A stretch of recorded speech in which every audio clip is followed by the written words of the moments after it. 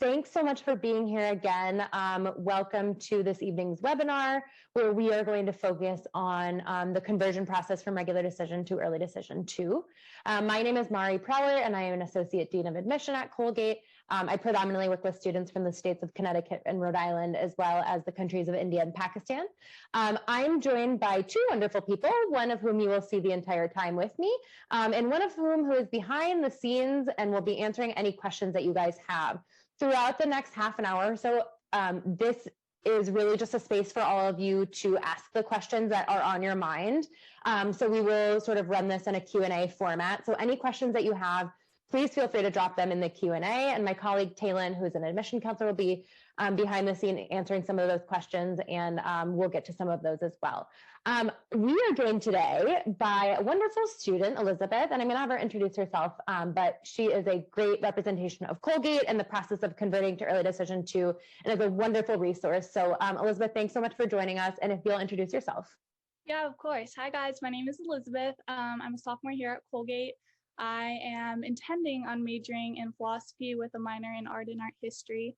And besides being an ambassador for Colgate admissions, I am also on the women's rugby team.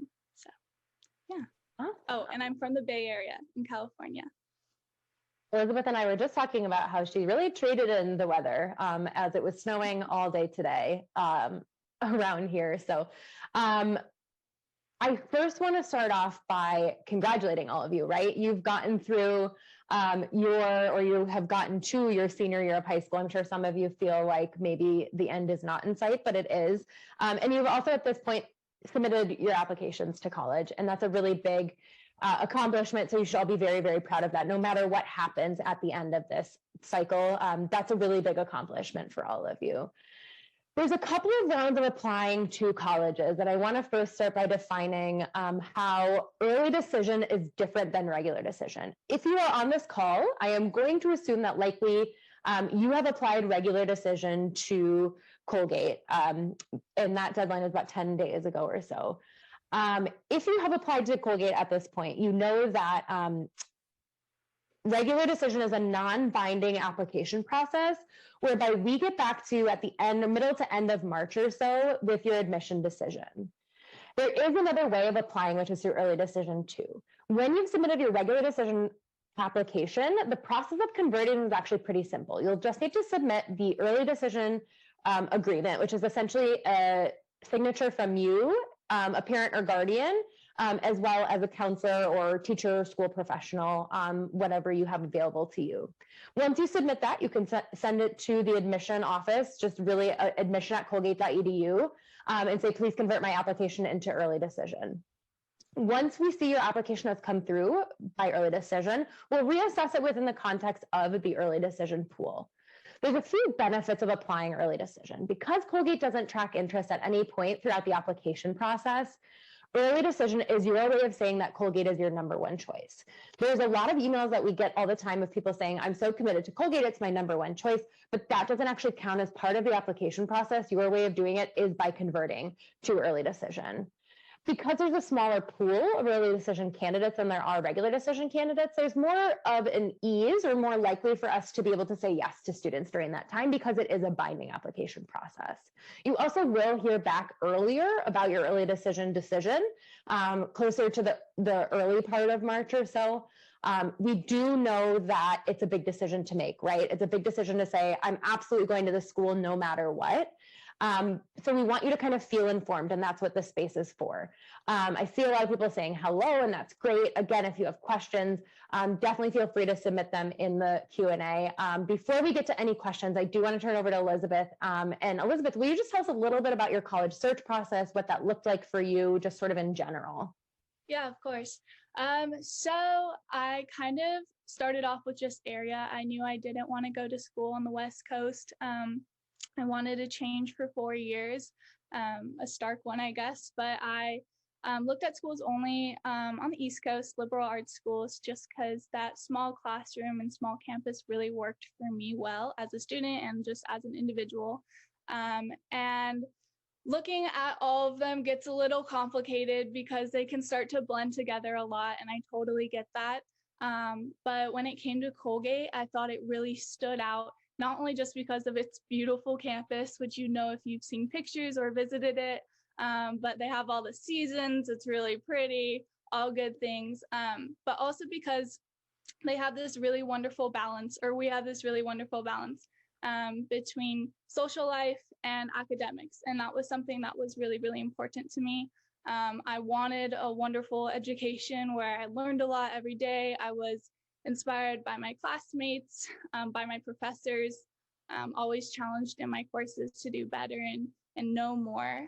But I also want to get involved in the community and have a good fun college experience, enjoying clubs and club sports and meet people from across campus and areas. So that balance really stood out to me, and I thought it was really different from a lot of liberal arts colleges. And so, I mean, I guess that's the reason that I'm here. But yeah, I think that's kind of how that college process went for me. And then at the end of the day, I ended up applying to 18 schools, but I still switched to ED2 here. So you ended up applying to 18 schools. Was that out of were you just looking at all these different schools and you're interested in them, or like what kind of drove your decision-making process there?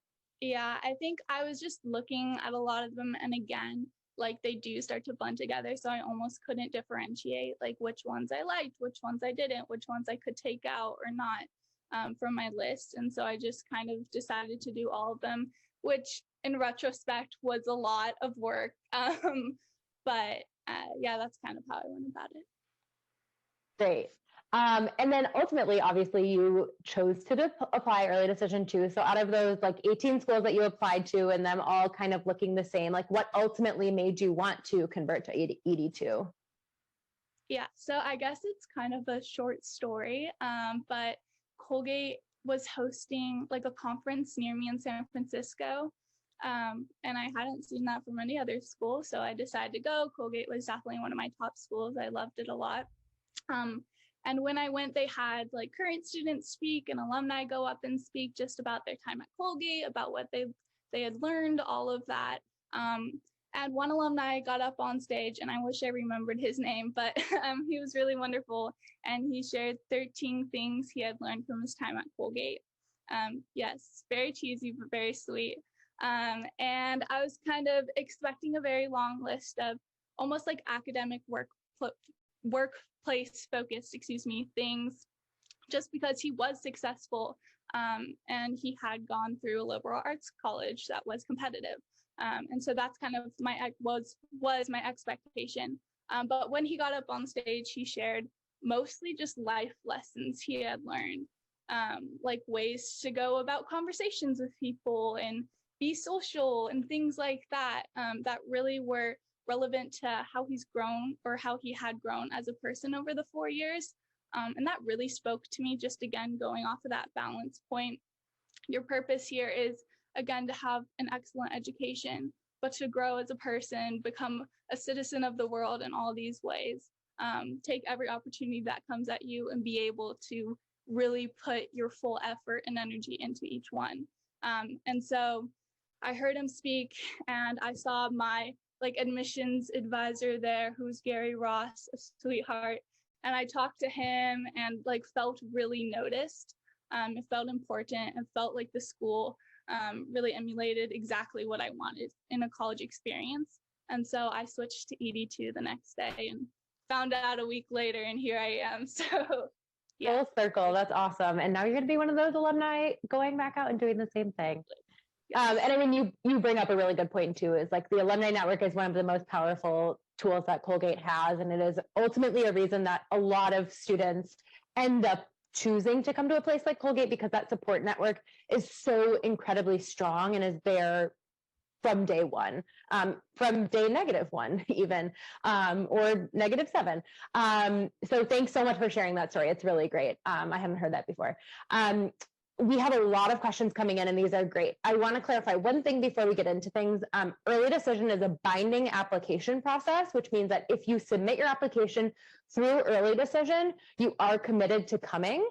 And we will allow you to convert through February 15th. So you do have a couple of weeks to make this decision. I think that answered some of those. If you have applied to another institution and you're admitted,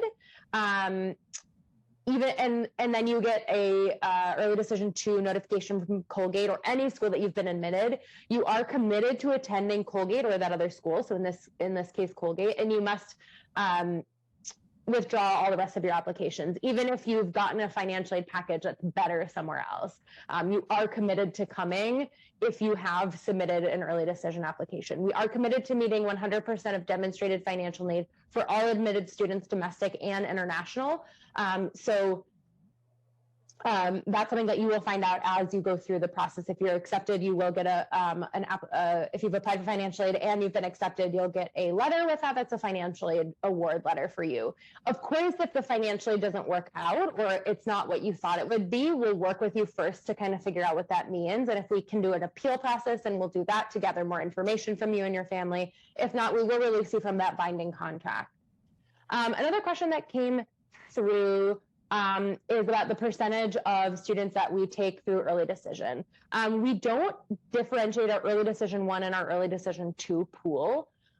So typically in any given year, we'll be at about 50% or so of students enrolling through the class that have come through early decision. So by the time we get to regular decision, we already have half of the class that's already been sort of selected at that point. We do not know our acceptance rate this year. We don't know what it's expected this year either. We're just sort of now getting the final applications that are coming in. We won't know what our acceptance rate is until obviously the very end of this cycle. Let's see what other questions we have here. If you apply early decision 2, is the decision you receive either an admit or deny, or can you get deferred and bumped back to the regular pool? That's a great question. We will not defer you from early decision 2 because our decisions are released so close to each other. They're only about 2 weeks apart likely. So we will not defer you. If you apply through ED2, you will probably either get waitlisted or denied. There is a possibility, or sorry, admitted or denied. There's a possibility you'll get waitlisted as well. Great question, Elizabeth. I'm going to turn this question to you. The question is there something that you feel makes Colgate different and really defines it as Colgate? Yeah. I feel like it's maybe biased to say the people, but I really do think that does define the Colgate campus, the Colgate student body, all of that really plays into that definition. And I would say they're my favorite part about this school as well. I think just from my personal experience, I was really worried coming from the West Coast all the way to the East Coast, if there'd be like incredibly large social differences, or I wouldn't know like what to do or what the norm was, which I know may seem silly, but I was stressed about it. And I came in and everybody was just so welcoming. Like off the bat, I was dropped off during COVID and walked up the hill. But the girl that was dropped off right next to me, we just started a conversation immediately, and walked up the hill together and did it together. And I think that really speaks to the Colgate personality, to the school. It's a school full of support and of just friendly people and faces who just want to see you do well. Also playing off of that, I think coming from the Bay Area, which for me was a stressful experience in high school and middle school, because it's super duper competitive. Coming from that, I was prepared to be like super competitive again, and I just was made with that mindset really. But I came in here and I really feel like in every class I'm in, it's not about competition and it's not about doing better than your peer. It's about making sure that you all do the best you possibly can. And that's just within peers, within student-to-student relationships, but also with your professors. They want you to do as well as you possibly can. It's not about tricking you. It's not about failing you. It's about supporting you. So I would say that support and that friendly campus and those friendly faces that are always just so welcome and open really defines my Colgate experience. And so therefore I feel it defines the school. Great answer. I couldn't have said it better myself, honestly. I am going to switch back to some of the questions, and then I have a couple other questions for you, Elizabeth. So don't go anywhere. I know you can't. One question that came through is about standardized testing. We are test optional this year. So if you submit your testing and you would like us to review it, you can click that on the application. If you don't want us to look at testing, then we're not going to look at testing. It's not something that we miss in the application review process. But if you feel proud of the standardized test results that you've been given or that you've received, then you're welcome to submit it. But it's not seen in a negative or positive way. It's a pretty neutral part of the application in that sense. Again, the SAT score is kind of up to you to decide if you want to. We can't necessarily give advice as to if you should submit or not. What I do recommend is taking a look at our website and looking at our middle 50%. And if you fall within that middle 50%, you feel proud of that score. That's sort of our advice as to when to submit it. If you apply early decision 2, will it have a positive or negative impact on your application? It has a positive impact on your application because it shows us that you are definitely committed to being at a place like Colgate. Again, it's a binding application process. If you've applied to other early decision schools previously and you've been denied or you've been deferred or you've been let out of some binding contract, then you're welcome to apply ED2. That shows us that you're really committed to being there. And because we enroll about 50 to 60% of the class every year through early decision, and it's a smaller pool than our regular decision, students tend to be more successful in the ED2 pool. If you've applied somewhere under a binding contract and you have not been released from that binding contract, you cannot apply early decision to any school. If you find out next week that you've been deferred or you've been waitlisted or you've been denied from another ED school, no matter if you've applied ED1 or ED2, you can still convert to early decision 2 at Colgate, again, only until February 15th. We require that all documents, including financial aid, your ED agreement, everything that needs to be in by the time your application is in. So technically our financial aid deadline has passed for any documents, but you're still welcome to get those in as soon as possible. If you're admitted ED2, we give you typically about a month or so to submit your enrollment deposit, but again, you are committed to being at Colgate. Okay, let's go back to talking a little bit about Colgate in general. Actually, I'm gonna back up a little bit and talk about financial aid again really quickly, and then I'm gonna turn it over to Elizabeth. We don't offer any merit-based scholarships. All of our financial aid is need-based financial aid. So if you do intend on pursuing financial aid, you'll submit your FAFSA and your CSS profile, or you already should have if you're a US citizen. For non-US citizens, we do require the CSS profile if you wish to be considered for financial aid. Again, no merit scholarships that we give out, but if you've received any private scholarships, you're welcome to submit those as well. Elizabeth, what are some things that you think set Hamilton, New York apart from other towns? What do you think people are like? Just tell us a little bit about the vibe of Hamilton in general. Okay, I like that question. I think first and foremost, the ruralness of Hamilton, New York and of Colgate is kind of unique, and maybe not so much with liberal arts schools in general, but when you think of a lot of big college campuses, a lot of those competitive colleges or universities, I think of them in more like city areas, or maybe to many people's thought, like more exciting areas. But I would say that I actually love the rural aspect of Colgate because it really brings everybody together in kind of a different way, because people aren't going off into other cities and areas all the time. Like, you're really here and there's things to do here all the time. And so in that way, you're always meeting new people here in this area, and you'll run into them in town and on campus. But it kind of brings people together in this unique way that I really love. And then Hamilton, downtown Hamilton itself is just the cutest town you've ever seen. Like, it's out of a movie. I love it. Like, during the winter, right before we left, they had like a tree lighting ceremony, and all the streets were lined with like little wreaths and lights, and it was so cute and pretty. And all the stores are run by people that live in Hamilton, and they're all just amazing, wonderful people. And you really get that kind of one-on-one interaction. You feel like you're a part of the town just as much as they probably feel like they're a part of your university sometimes. and they really get to know you. You really get to know them and their small businesses, which is really wonderful. I know last year I went to Buenos Tacos, which is like a restaurant downtown, every Saturday for like the entire year. And they knew my order and name by the end of that. So just that connection that you get with the townspeople and like with your friends going down there all the time is really great. And so it also makes it a much more homey place. And I always feel welcomed and kind of at peace with where I am, and I'm not stressed but calm, which is really nice.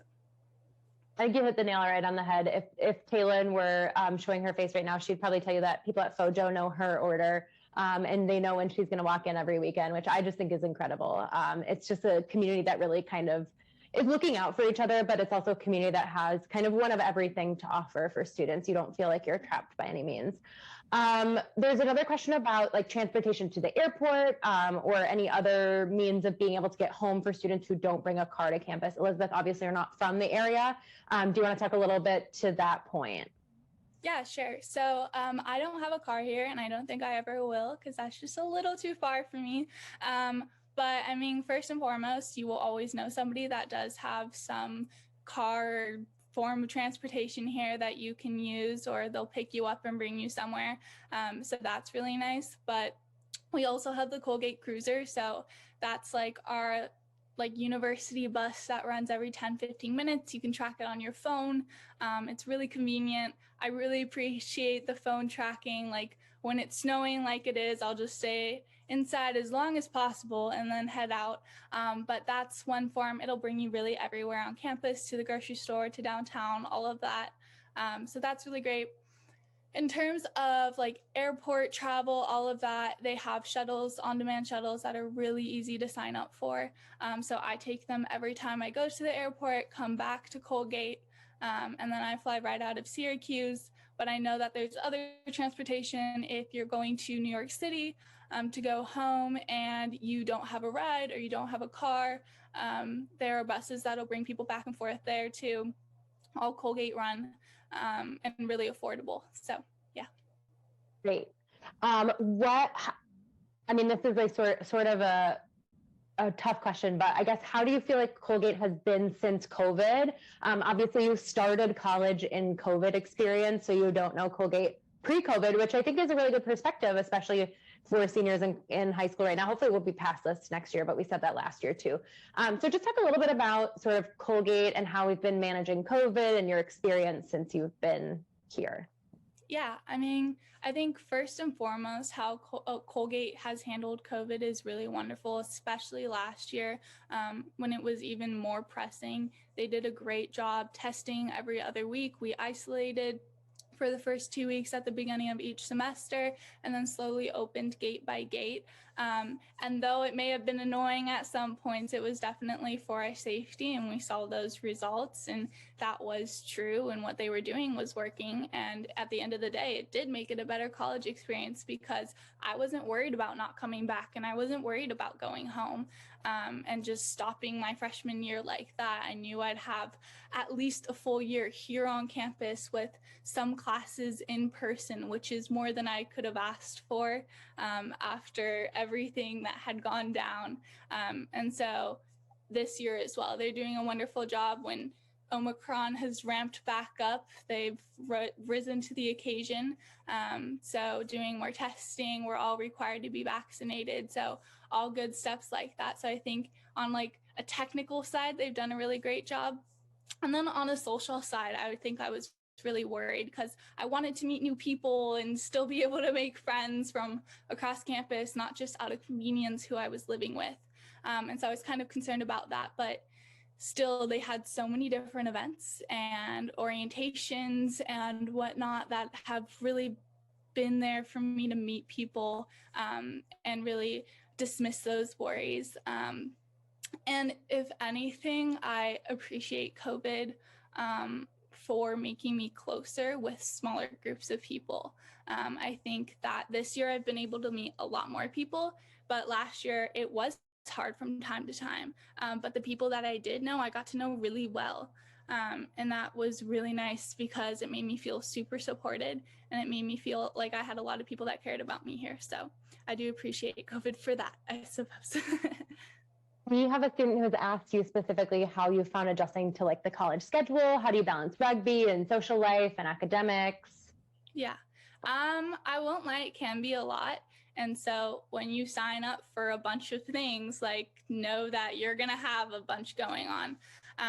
But I would also say that college is very different than high school, and you don't really, it's hard to understand until you're here, because you're really here to be immersed in this education and meet these people and do these activities. And that's all you're doing with your time. You don't have like a lot of these other things going on with your family and with your home friends, things like that.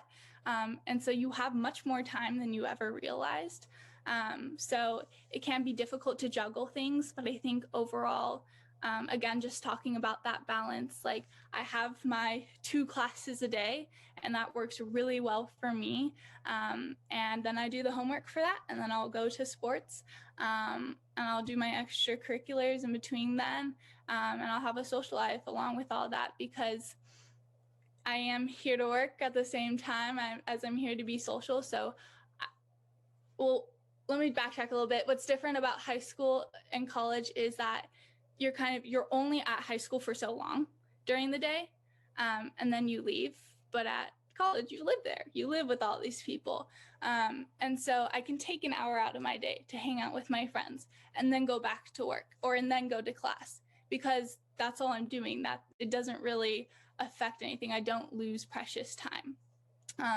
So I would say, like, it makes sense once you're doing it, and it's hard to explain a little bit, but you do get going. You get in a flow with the balance for sure.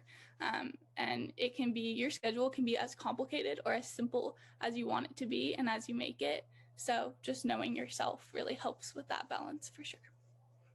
Great, thanks. I'm going to transition back to a couple of other clerical questions. I get to do the boring stuff. Elizabeth gets to answer the fun stuff. When you are applying as an early decision 2 candidate, you'll receive your admission decision, as we mentioned, in the beginning of March. We don't fill a certain number of seats through early decision 1 versus early decision 2. So again, we look at our ED1 and ED2 pools in the same way. So there aren't only a certain number of spots left for ED2 candidates. So if we have a larger ED pool, then we'll select more students from the ED pool if they're qualified. If you are applying as a gap year student and you aren't sure what to put for your school that you attend now, you can just put that you've already graduated, or you can put that you are at your past school. We also have questions about if you're interested in taking a gap year after you're admitted. You are able to do so as an early decision candidate, and we'll release that information towards the end of sort of the summer for you to be able to fill out that application. We're kind of at the end of time, and I want to respect everybody's time here. I recognize that there are just so many questions here. If we don't get to them, please feel free to email any of us, and we're more than happy to answer them, or you can send an email to admission@colgate.edu, and I'll put everything in the chat in a moment too. But Elizabeth, I just want to end on, like, what piece of advice would you give to students right now when they're kind of figuring out if they should be applying early decision 2 or not? Like, what are some of the things that went through your head as you were kind of making that decision? Yeah, I think first, it's something that I know I heard other admissions ambassadors say when I was looking at colleges. But if you're looking at other schools and you keep comparing everything to Colgate, which I do think I ended up doing in the end, like, oh, this campus is pretty, but Colgate's is prettier. Like, if you end up doing things like that, I think that's a good sign that this might be the right place for you.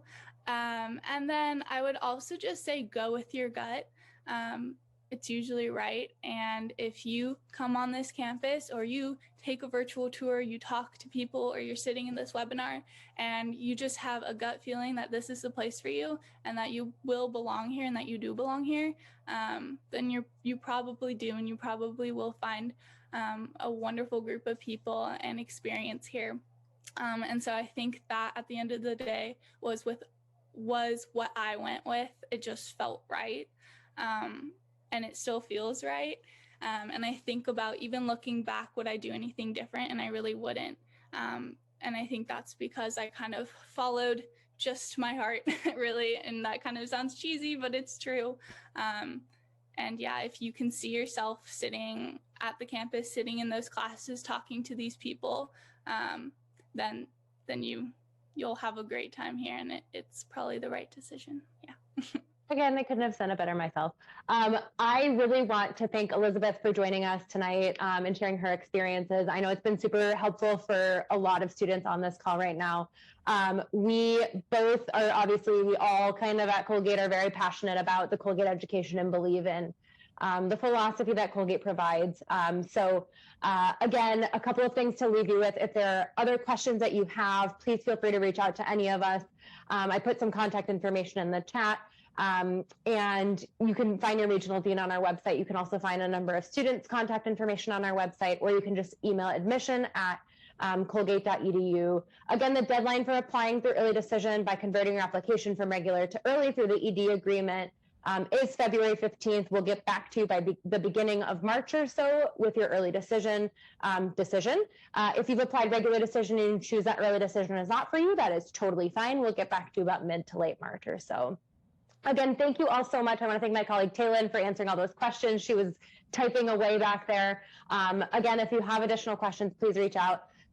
Thank you so much for joining us tonight. Again, congratulations in getting to where you're at. And we hope you have a wonderful rest of your evening. Bye, everyone.